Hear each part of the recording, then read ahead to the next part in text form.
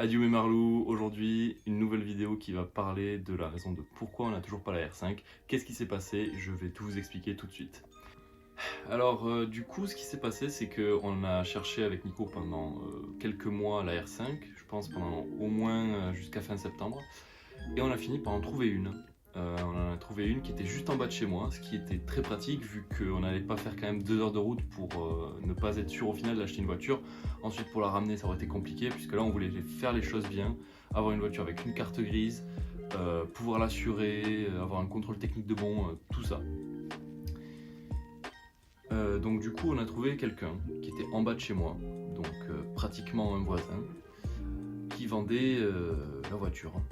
Je lui ai spécifié qu'on voulait le CT qui soit bon, qu'on voulait la carte grise, tout ça. Il nous a dit ok.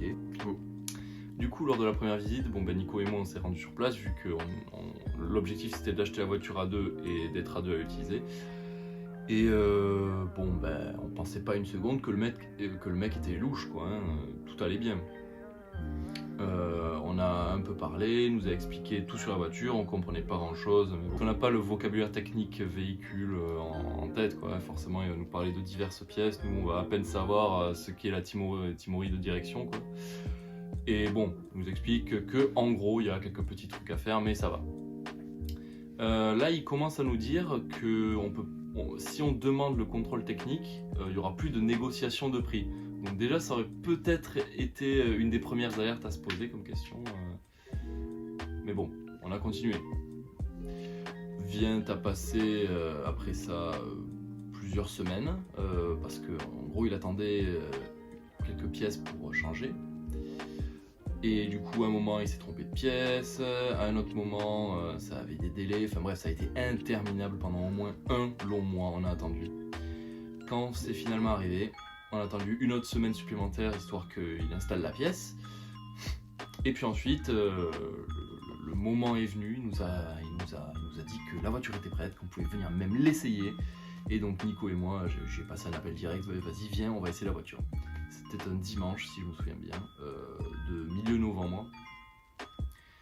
Et du coup, on est descendu, on est allé direct essayer la voiture, on était tout contents, on était vraiment extatiques.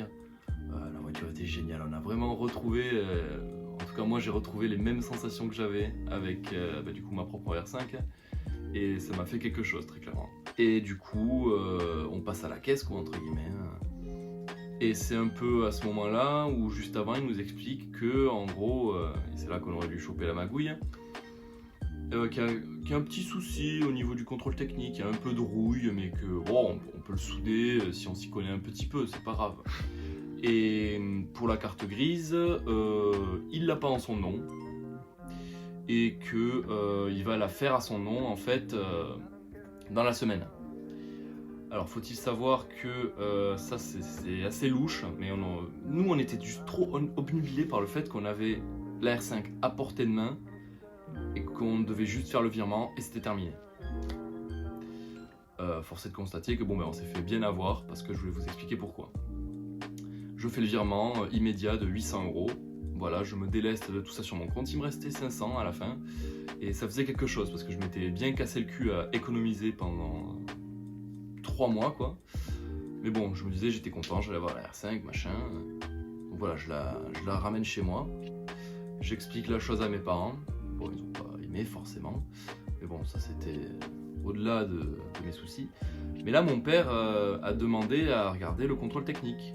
Là, il l'a feuilleté et il a commencé à se dire oula, il y a un souci, hein. Il a essayé de me le faire comprendre, mais bon, moi je voyais pas ça, hein. Moi j'étais un jeune crédule que j'étais.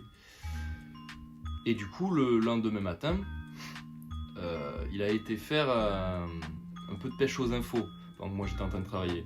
Et là, il est 10 h, je reçois un appel de mon père, là je réponds. Et il m'annonce que je me suis officiellement fait baiser la gueule. Voilà, il est allé voir le contrôle technique qui a fait du coup la visite pour la voiture. Et en gros, on lui a expliqué que le petit trou à souder valait en réalité 3000 € et qu'il fallait justement refaire tout le plancher entier. ça a été le gros coup de massue pour moi, parce que j'étais juste dépité, tout ce qu'on veut, enfin c'était juste...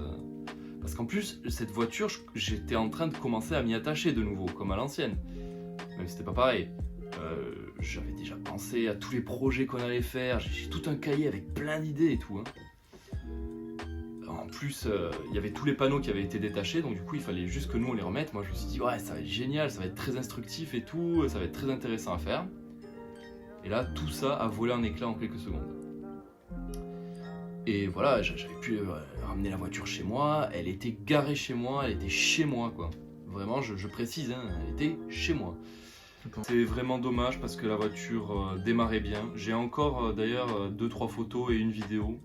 Je les mettrai sur la chaîne à un moment donné. Et du coup, dès que je suis rentré du taf, mon père et moi on est allés juste en bas. Et du coup, il avait réussi à trouver quand même le père du mec, sans même que j'ai donné l'adresse ou quoi. J'ai juste dit que c'était en bas en descendant. Et il l'a trouvé et comme ça en fait, c'est venu au fait. Le père a dit oui, c'est pour la voiture et tout, comme s'il savait en fait. Et du coup, mon père il a expliqué la situation, et du coup, voilà, j'arrive le soir avec lui, et le père, celui qui m'a vendu la voiture, me remet en liquide 800 €, me demande de recompter et tout. Bon, je laisse faire ça à mon père parce que vous avez compris que je suis pas futé. Et donc voilà quoi, on ramène la voiture.